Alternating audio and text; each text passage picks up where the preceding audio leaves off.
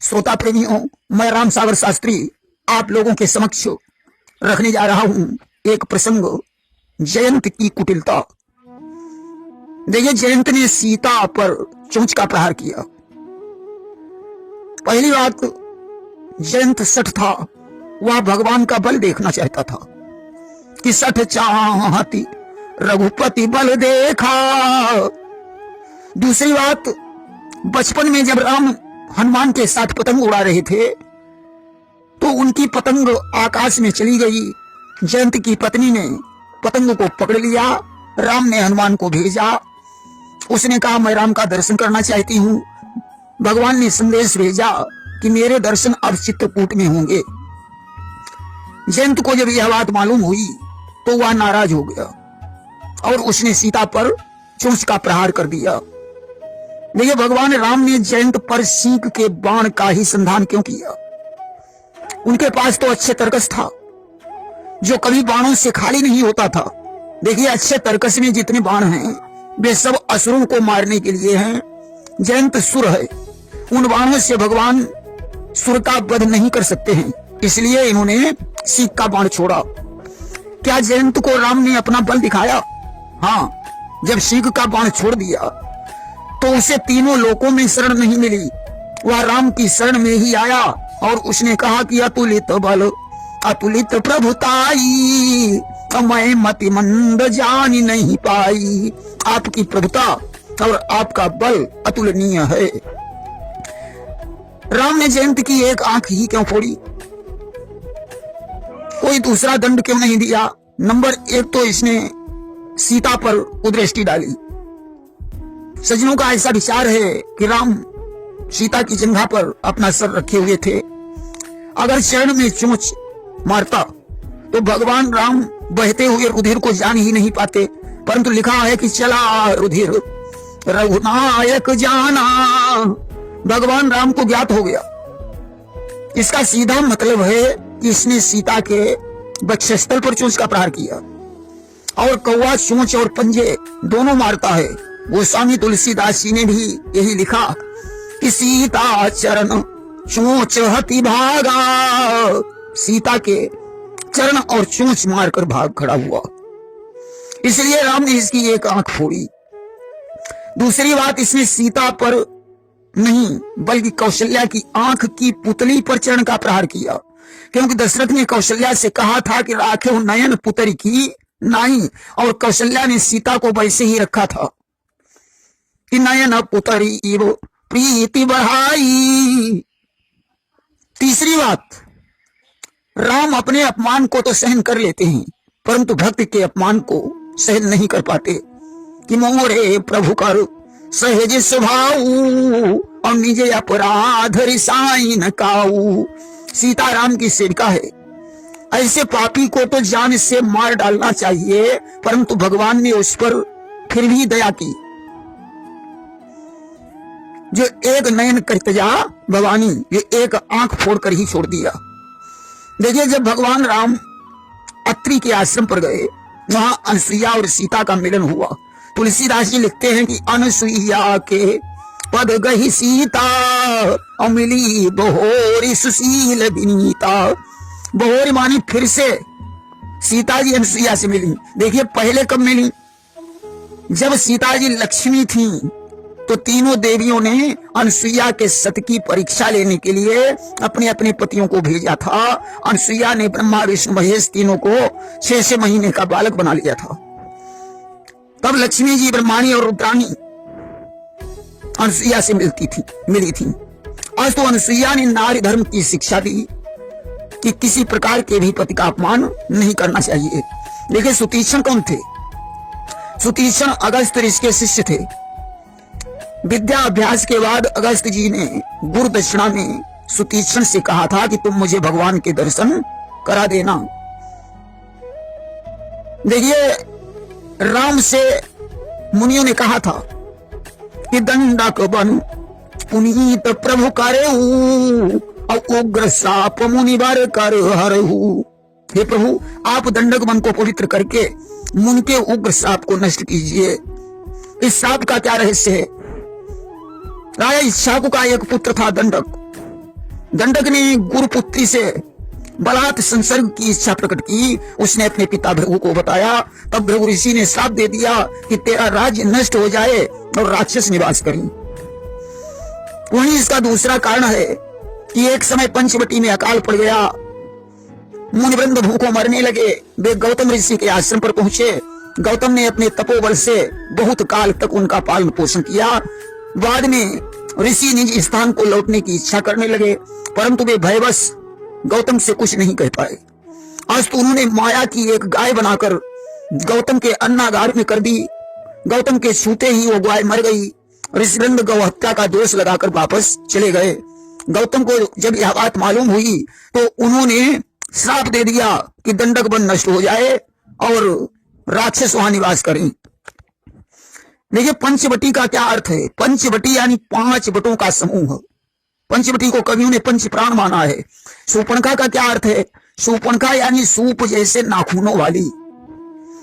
शूर्पणखा रावण की बहन थी। शूर्पणखा रावण की बहिनी और दुष्ट हृदय दारुण जैसे अहिनी। शूर्पणखा रावण की बहन थी जो दुष्ट हृदय वाली दारुण सर्पिणी के समान थी। देखिए शूर्पणखा पूर्व जन्म में एक सर्पिणी ही थी। और पंचवटी सुगई एक बारा। पंचवटी में एक ही बार क्यों गई। देखिए जब कोई विशेष घटना होती है तो वहां कवि को लिखना पड़ता है एक बार। व्यास जी ने भी पुराणों में एकदा शब्द का प्रयोग किया है।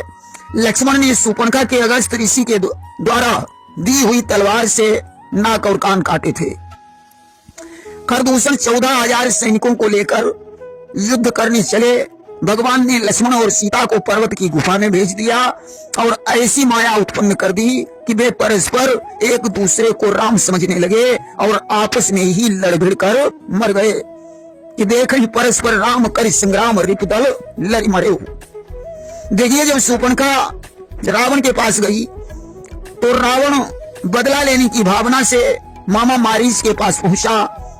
रावण के 11 मामा थे और 10 मुख गए जहां मारीचा अनाई माथ सारथ रत नीचा। रावण ने मारीच को मस्तक झुकाया। भला रावण जैसा अहंकारी क्या किसी के सामने झुक सकता है। इन्ना बनी नीच कहे अति दुखदाई जिनी अंकुश धन उरग बिलाई। नीच का झुकना अत्यंत दुखदाई है, जैसे अंकुश धनुष सांप और बिल्ली का झुकना दुखदाई होता है। मारीच समझ गया आज हमारे प्राणों की आफत है। देखिए रावण ने साधु का वेश बनाकर ही सीता का हरण क्यों किया। क्योंकि भगवान विष्णु ने साधु बनकर वृंदा से छल किया था। उन्होंने माया के द्वारा जालंधर की रचना करके वृंदा का अस्तित्व नष्ट करवा दिया था। इसलिए वृंदा ने विष्णु को श्राप दिया था कि साधु वेश में तुम कियो मोर पति व्रतचार। साधु बनकर मोर पति हरि हरि नारी तुम्हार। क्या रावण ने असली सीता का हरण किया था? नहीं, असली सीता तो पावक में निवास कर रही थी। रावण छाया रूपी सीता को चुरा ले गया था। रावण ने सीता को अशोक वाटिका में क्यों रखा? क्योंकि रावण ने एक दिन कुबेर की पुत्रवधू रंभा का हाथ पकड़ लिया था। रंभा नलकूबर की पत्नी थी, अतः नलकूबर ने इससे श्राप दे दिया था कि जब तू किसी स्त्री को जबरदस्ती पकड़ कर लंका में लाएगा तो उसी समय तेरी मृत्यु हो जाएगी। क्या राम सीता के लिए रो रहे थे कि हे खगमृग हे मधुकर सेनी और तुम देखी सीता मृग नयनी। राम ब्रह्मा है, सीता माया है। नंबर 1 तो राम नरलीला कर रहे हैं। नंबर 2 जब राम सीता की खोज करते करते विंध्याचल पर्वत के पास पहुंचे तो वहां के महात्माओं के अंदर ऐसी भावना उत्पन्न हुई कि राम के चरण छूने से पत्थर की शिला सुंदर स्त्री बन गई। आज वही राम इधर आ रहे हैं, हम लोग अच्छी अच्छी शिलाएं रास्ते में डाल देंगे, वे सुंदर स्त्रियां बन जाएंगी, हम लोग उनके साथ विवाह कर लेंगे। राम ने सोचा अगर हम रोएंगे नहीं तो महात्माओं का भ्रम कैसे दूर होगा, इसलिए राम रो रहे हैं। देखिए गीधराज जटायु की राम ने अपने हाथों से क्रिया क्यों की थी? संबरासुर के युद्ध में संबरासुर ने दशरथ को रथ सहित उठाकर फेंक दिया था। जटायु ने उसे अपने पंखों पर संभाल लिया था। तब दशरथ ने जटायु से कहा था कि मेरा पहला पुत्र तुम्हारा पुत्र होगा और वही तुम्हारी अंतिम क्रिया करेगा। लेकिन सबरी कौन थी? सबरी पहले जन्म में एक रानी थी।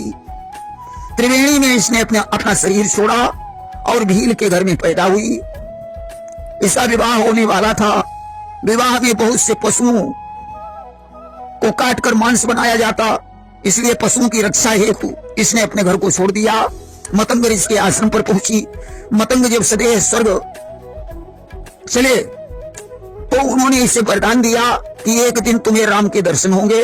बुढ़ापे में राम इसकी कुटी पर पहुंचे। क्या सबरी ने राम को जूठे बेर खिलाए थे? देखिए, भगवान का प्रसाद अगर पहले ही खा लिया जाए तो वह जूठा हो जाता है। इसी प्रकार सबरी ने चख कर मीठे बेरों की क्वालिटी का चयन किया था। देखिए जब राम की सुग्रीव से मित्रता हुई और उसने अपनी सारी कहानी बताई कि मायावी को मारने के लिए जब बाली गया था तो उसने मुझसे कहा था कि परखे मोही एक पखवाड़ा, तुम मेरी रास्ता 15 दिन तक देखना और मैं कि मास दिवस रहे उखराई। हम वहां मास दिवस तक रहे, फिर भी उसने हरिलीन सर्वस्व नारी। देखिए, मास दिवस का मतलब होता है जितनी संख्या महीनों की है उतने दिन, यानी 12 दिन। मास दिवस का दूसरा अर्थ है एक मास के दिन माने 30 दिन। मास दिवस का तीसरा अर्थ होता है कि जितने मास उतने सभी दिन, यानी 360 दिन।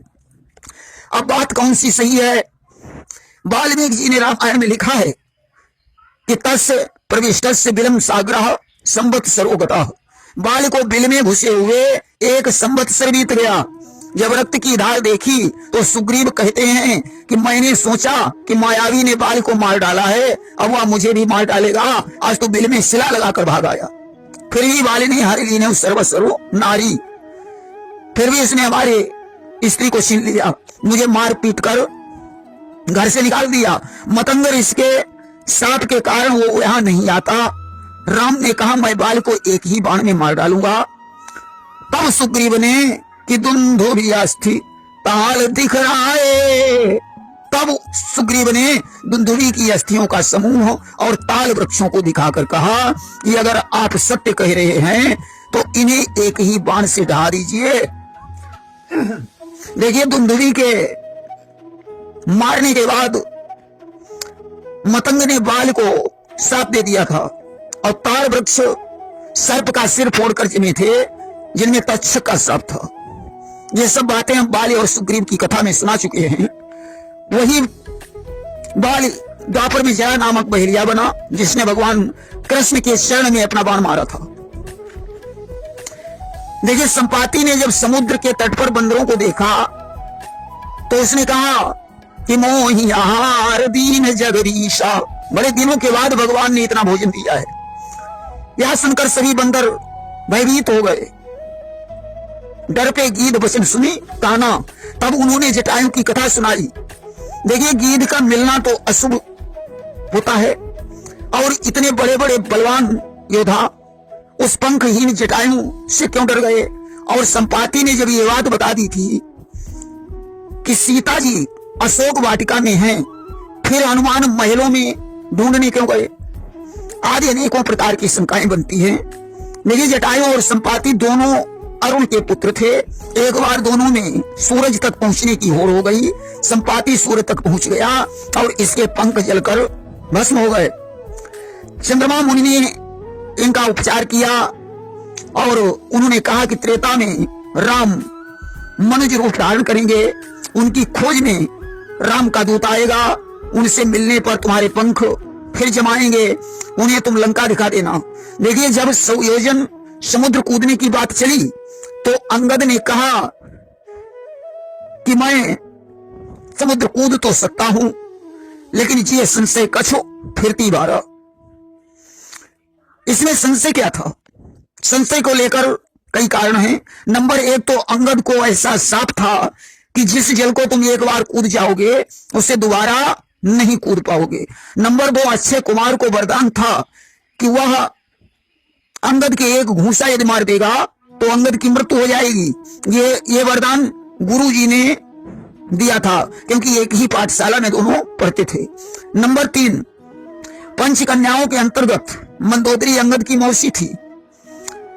अंगद विचार करते हैं वो प्रेम में बांध लेगी, इसलिए आने में संशय है। चौथी बात, सत्य स्वरूपिणी सीता की मूर्ति सामने पड़ने से अंगद समुद्र को कूद जाते, परंतु लौटते समय मूर्ति पीछे हो जाने के कारण वो नहीं कूद पाते। देखिए, अगर सीता जी की शक्ति से अंगद समुद्र कूद सकते थे तो लौटने पर शक्तिनाथ राम की मूर्ति उनके सामने पड़ती तो फिर क्या संदेश था। तो इस शंका में भी कोई बल नहीं है। नंबर 5, राम की मुद्रिका हनुमान के पास थी। अंगद सोच रहे थे कि हम सीता जी को क्या देंगे, यह भी कारण ठीक नहीं है, क्योंकि इसमें लौटते समय संशय का कोई तारतम्य नहीं बनता।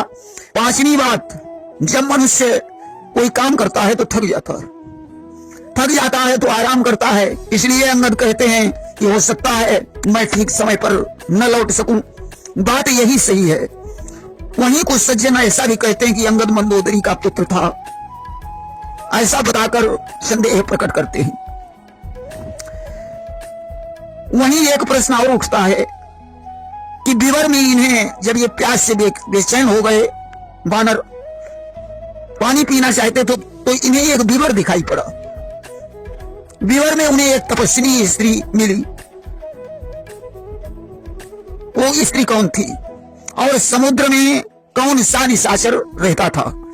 देखिए, वाल्मीकि जी लिखते हैं कि सिंहिका राक्षसी समुद्र में रहती थी, जो उड़ते हुए पक्षी की छाया पकड़कर खींच लेती थी। विवर में उन्हें स्वयं प्रभा तपस्वी मिली थी, जो मेरु सावर्ण की कन्या थी, और विवर में उद्यान जलाशय आदि ये मैदान की माया से निर्मित हुए थे। अशोक वाटिका में सीता जी के रहने का प्रमाण 6 महीने बताया गया है। 1 लाख अशोक वृक्षों का प्रमाण बताया गया है। देखिए, अशोक वाटिका में सीता जी से हनुमान ने कहा था कि चही माता मानहु मनऊना तुम ते प्रेम राम कहूं दूना। यह बात कैसे सिद्ध होती है? क्या हनुमान झूठ बोल रहे थे? नहीं। जिस समय हनुमान ने लौटकर चूड़ामणि राम को दी तो उन्होंने क्या किया, उससे हृदय से लगा लिया। यहां हनुमान जी ने जब राम की अंगूठी गिराई तो सीता जी ने चकित थकित मुदरी पहचानी। सीता जी ने उसे सिर्फ देखा, उठा लिया। इससे सिद्ध होता है कि राम का प्रेम दूना था। मैनाक पर्वत समुद्र में क्यों रहता था? देखिए, एक बार देवराज इंद्र पर्वतों के पंख काट रहे थे, क्योंकि ये पर्वत उड़ते थे और निशाचरों की रक्षा करते थे। तो ये इंद्र के भय से जाकर समुद्र में छिप गया था। वहीं इसका दूसरा कारण भी है कि मैनाक परशुराम के आश्रम से कुछ ऋषि मुनियों को चुराकर लंका को लिए जा रहा था। अभी इसकी भेंट हनुमान से हो गई। हनुमान से इसका युद्ध हुआ। जब इसे ज्ञात हो गया कि हनुमान रुद्रावतार हैं, तब इसने क्षमा मांगी। हनुमान ने उसे उठाकर समुद्र में डाल दिया और कहा, तब तक तुम अपने पापों का प्रायश्चित करो, तुम्हारा उद्धार जब हम लंका जाएंगे तब करेंगे। वहीं लंकिनी के विषय में कहा जाता है कि लंकिनी पहले एक अप्सरा थी। इसने सप्त ऋषियों की तपस्या में विघ्न डाला। उन्होंने राक्षसी होने का साथ दे दिया। इसने ब्रह्मा की तपस्या की। ब्रह्मा ने इसे त्रिकूटाचल पर्वत पर रहने को कहा और बताया कि तुम्हारे नाम से यहाँ लंका बनेगी, तुम उसकी रक्षिका बनोगी। जब हनुमान तुम्हारे मुक्का मारेंगे तब समझ लेना कि निश्चरों का विनाश होने वाला है, उसके बाद तुम्हारी मुक्ति हो जाएगी। देखिए, सुक रावण का दूत था, जो पहले एक ऋषि था। दंतवक्र की दुष्टता से यह ऋषि के साप से राक्षस हो गया था। अशोक वाटिका में सीता जी ने हनुमान से कहा था कि अनुज समेत गए प्रभु चरना। इसका क्या मतलब है? जो सीता जी हनुमान से कहती हैं कि हमारी तरफ से तुम लक्ष्मण और राम के चरण पकड़ना, इसके भी कई अर्थ हैं।